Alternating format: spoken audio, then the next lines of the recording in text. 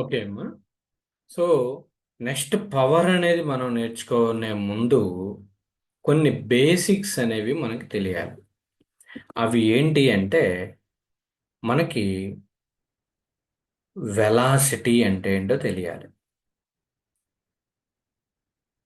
Velocity అంటే ఏంటి? Velocity is nothing but displacement by time. Velocity is nothing but displacement by time. ఇది తెలియకపోతే ఈ యొక్క ఫార్ములా అనేది నోట్ చేసుకోండి. డిస్ప్లేస్మెంట్ బై టైం అన్నమాట. అంటే the rate of change in displacement. Rate of change in displacement అంటాడు. అంటే velocity v equal to ds by dt, లేదా velocity v equal to s by t. velocity v equal to s by t. So velocity means the rate of change in displacement is called as the velocity. Next ఇంకొక basic formula ఏంటి అంటే acceleration అనేది తెలియాలి. Acceleration means the rate of change in velocity. అంటే velocity by time. Velocity by time, ఈ రెండు కూడా fundamentals. అంటే acceleration symbol A equal to velocity V by time T అనమాట. సో యాక్సలరేషన్ దీన్ని ఎలా రాయొచ్చు అంటే డివి బై డిటి రాసుకోవచ్చు. ఇవే మనం బాజీ దీని మీద ఏమి రాయొద్దమ్మా. బాజీ V equal to ds by dt అనేటువంటి దాన్ని మనం అప్లికేషన్స్ ఆఫ్ డెరివేటివ్స్లో చూసాం. చూసాం. Acceleration A equal to dv by dt అనేది కూడా మనం అప్లికేషన్స్ ఆఫ్ డెరివేటివ్స్లో చూసాం. సో ఇక్కడ మీరు మన ఫిజిక్స్ పాయింట్ ఆఫ్ వ్యూలో కూడా అవి గుర్తుపెట్టుకోవాలి. Velocity means the rate of change in displacement. Acceleration means rate of change in velocity. Rate of change in, rate అంటే ఏమొచ్చింది అంటే డినామినేటర్లో టైం అనేది రావాలి. అందుకోసం నేను ఇది చెప్పా. Rate of change in velocity is acceleration. అంటే వెలాసిటీ బై టైం. డినామినేటర్లో ఏముంది? టైం ఉంది. Next rate of change in displacement అన్న. డిస్ప్లేస్మెంట్ అంటే ఇక్కడ డినామినేటర్లో ఏముంది? టైం ఉంది, అది వెలాసిటీ. సిమిలర్లీ పవర్ అంటే ఏంటి అంటే rate of change in work done. అంటే వర్క్ డన్ బై టైం అన్నమాట. Rate of change in work done is called as the power. Definition: rate of work done, rate of change in work done is the power అనమాట. Rate of change in work done is called as the power. Formula వచ్చేసరికి power equal to work done by time అనమాట. ఇక్కడ పవర్ని capital పితో represent చేస్తాం. Work done W D by time T అనమాట. దీనికి సంబంధించి ఫార్ములా పాయింట్ ఆఫ్ వ్యూలో power equal to work done by time. Next మనకి ఏం తెలియాలి అంటే యూనిట్స్ తెలియాలి. పవర్కి యూనిట్స్ ఏంటి? వర్క్ డన్కి యూనిట్స్ ఏంటి? Newton metre. టైంకి యూనిట్స్ ఏంటి? సెకండ్స్. సో పవర్ యొక్క యూనిట్స్ ఏంటి అంటే newton metre per second. Newton metre per second అనమాట. ఈ న్యూటన్ మీటర్ అంటే ఏం రాసుకోవచ్చు మనం? జౌల్స్ అనేవి రాసుకోవచ్చు. లాస్ట్ క్లాస్లో చెప్పా. 1 newton meter is nothing but 1 newton మీటర్ని మనం 1 జౌల్గా రాయొచ్చు. 1 న్యూటన్ మీటర్ని 1 జౌల్గా రాయొచ్చు. సో కాబట్టి joule per second. So power యొక్క యూనిట్ ఏంటి అంటే joule per second. Newton metre per second అయినా ఎస్ఐ యూనిటే, జౌల్ పర్ సెకండ్ అయినా ఎస్ఐ యూనిటే. ఈ జౌల్ పర్ సెకండ్నే వాట్ అని కూడా అంటారు. వాట్స్. మనం ఎలక్ట్రిసిటీలో కానీ ట్యూబ్ లైట్లు కానీ ఫ్యాన్స్లో కానీ వాటేజ్ అనేది చూస్తాం. ఎన్ని వాట్స్, 40 వాటా లేదా 30 వాటా 20 వాటా అని చూస్తాం. అంటే అది పవర్. అంటే 40 వాట్స్ అనుకోండి, ఒక సెకండ్ టైంలో 40 జౌల్స్ ఎనర్జీని కన్జ్యూమ్ చేస్తుంది, వర్క్ని కన్జ్యూమ్ చేస్తుంది అనమాట. సో అది దాని మీనింగ్. సో ఇక్కడ మీకు ఈ సెట్ పాయింట్ ఆఫ్ వ్యూలో 2 బిట్లమ్మా. Rate of change in work done is the power formula work done by time. SI unit వచ్చేసరికి న్యూటన్ మీటర్ పర్ సెకండ్ కానీ, జౌల్ పర్ సెకండ్ కానీ, లేదా వాట్ కానీ, ఈ మూడు కూడా పవర్కి యూనిట్సే. Newton metre per second, joule per second, watt, మూడు కూడా సేమే. Newton metre per second is equal to joule per second. Joule per second is equal to watt. 1 watt equal to 1 joule per second. Next, మనం రెగ్యులర్గా మన ఇంట్లో electric motor ఉంటుంది. ఆ మోటార్కి మనకి 1 హెచ్పి లేదా 0.5 హెచ్పి లేదా 2 హెచ్పి మోటార్స్ అనేవి చూస్తూ ఉంటాం. మన యొక్క ఇంట్లో వాటర్ని ట్యాంక్లోకి ఎక్కించేటప్పుడు మీరు కావాలంటే ఆ పంప్ మోటార్ మీద ఒక బ్లాక్ కలర్ ప్లేట్ ఉంటుంది. ఆ ప్లేట్ని ఏమంటారు అంటే స్పెసిఫికేషన్ ప్లేట్ అంటారు. ఆ స్పెసిఫికేషన్ ప్లేట్ మీద ఈ యొక్క మోటార్ యొక్క డీటెయిల్స్ అన్నీ ఉంటాయి. అది అందరూ కూడా రేపు ఒకసారి అబ్జర్వ్ చేయండి. దాని మీద ఉంటుంది. మనం జనరల్గా హౌస్ హోల్డ్ పర్పసెస్లో ఇంట్లో వాడేటువంటి మోటార్ యొక్క కెపాసిటీస్ 0.5 హెచ్పి నుంచి 2 హెచ్పి మోటార్ మధ్యలో రేంజ్ అనేది ఉంటుందన్నమాట. 2 హెచ్పి రేంజ్ ఉంటుందన్నమాట. హెచ్పి అంటే ఏంటి? HP, anyone tell me? Electrical people especially, HP అంటే ఏంటి? Horse power sir. Very good Jatin. Horse power అమ్మ. సిఎంఈ వాళ్ళకి ఇది టచ్ ఉండదు, కొంచెం జాగ్రత్తగా గుర్తుపెట్టుకోండి. హార్స్ పవర్, హెచ్పి అంటే హార్స్ పవర్. ఇది కూడా పవర్కి యూనిటే. హార్స్ పవర్ కూడా పవర్కి యూనిటే. 1 HP equal to how many watts? EC and electrical పిల్లలు చెప్పాలి. 1 horse power equal to how many watts?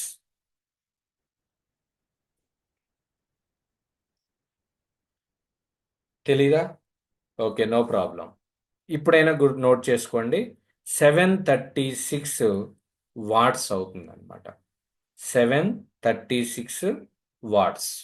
1 horse power equal to 736 watts.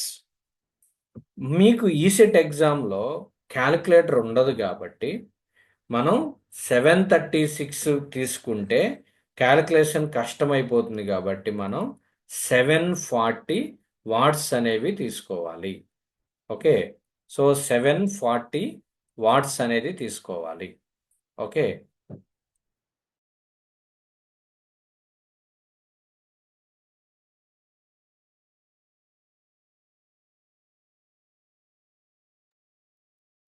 Okay. So 740 watts అవుతుంది. సో ఈ రెండిట్లో ఏది ఇచ్చినా కూడా మనకి కరెక్టే. అంటే ప్రాబ్లంలో ఏం చేస్తారంటేనమ్మా, ఈ యొక్క పవర్ యూనిట్స్ హార్స్ పవర్స్లో ఇస్తే మనం వాట్స్లోకి కన్వర్ట్ చేయాలి. సపోజ్ 2 హెచ్పి మోటార్ అన్నారు అనుకోండి, ఏం చేయాలి? 2 ఇంటూ 740 ఆర్ 736 వేసుకోవాలి. ఓకే, సో వాట్స్ అంటే డబ్ల్యూ అనేది పెట్టుకుంటాం అనమాట. వాట్నే మనం డబ్ల్యూగా రాసుకుంటాం. ఓకేనా? సో ఇది conversion. 1 HP equal to 736 watts. కొన్నిసార్లు కిలో వాట్స్లో అడుగుతారు. 1 హెచ్పి ఈక్వల్ టు 736 వాట్స్ని కిలో వాట్స్లోకి మార్చితే 0.736 కిలో వాట్స్ అవుతుందమ్మా. So 1 horse power equal to 0.736 kilo watts. So మనకి ఈ యొక్క యూనిట్ కన్వర్షన్ అనేది చాలా చాలా ఇంపార్టెంట్. సో ఇక్కడ మరలా ఇంకోసారి చెప్తున్నా నేను, power is nothing but work done by time. Units newton metre per second.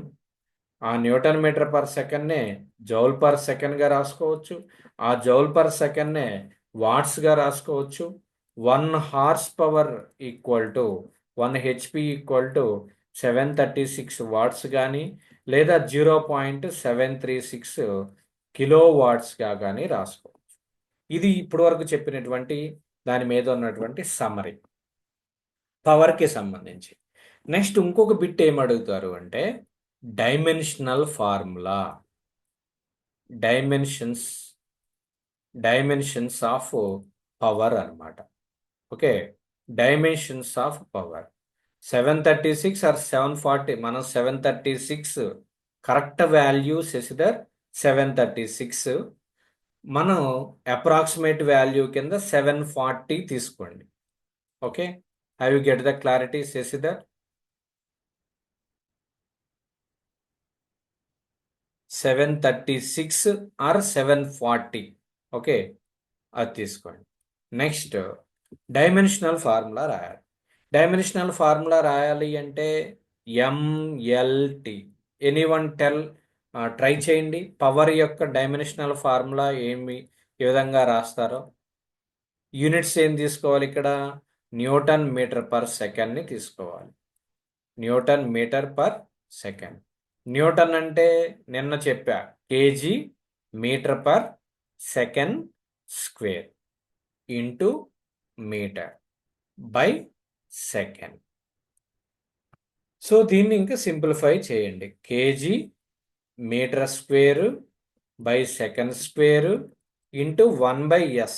Yes ఉంది కదా, రివర్స్ అవుతుంది ఫ్రాక్షన్, 1/s అవుతుంది. సో దీన్ని KG metre square second square into second అంటే సెకండ్ క్యూబ్. ఓకే, సో కాబట్టి సెకండ్ క్యూబ్ అంటే second power -3 అనమాట. Second power -3. Okay, so this one.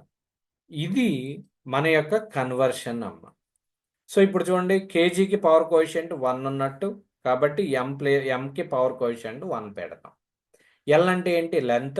లెంత్కి units ఏంటి? మీటర్స్. మీటర్కి పవర్ కోఎఫిషియంట్ 2 ఉంది కాబట్టి 2 పెడతాం.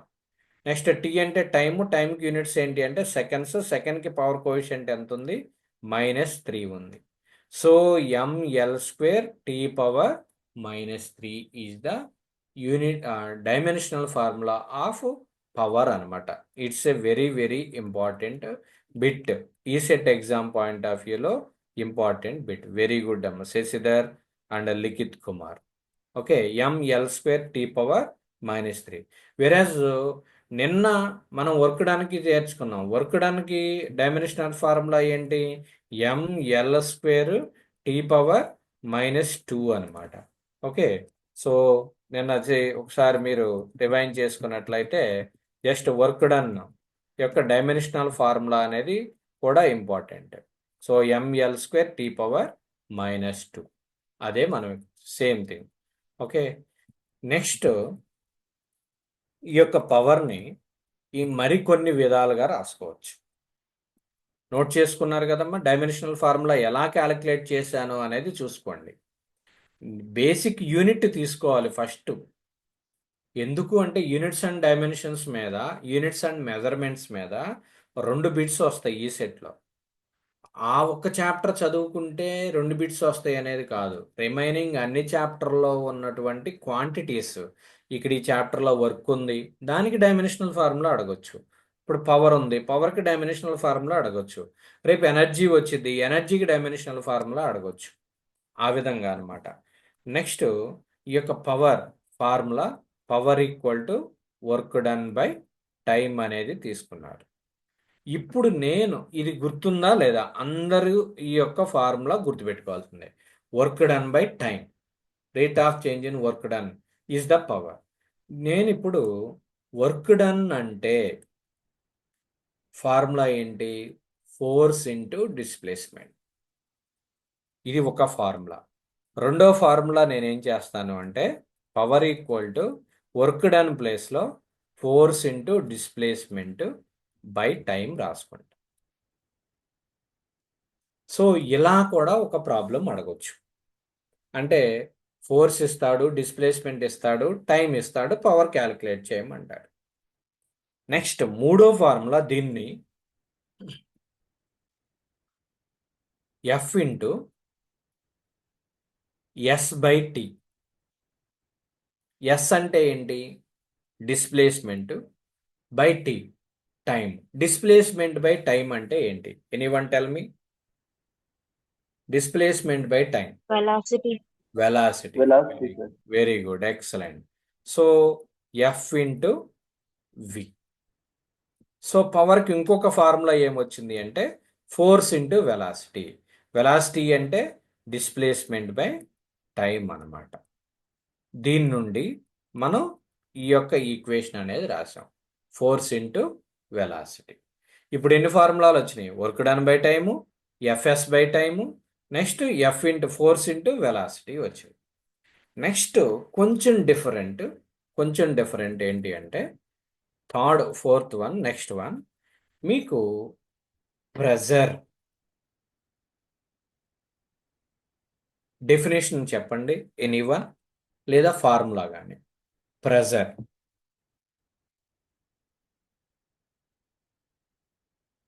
Pressure formula,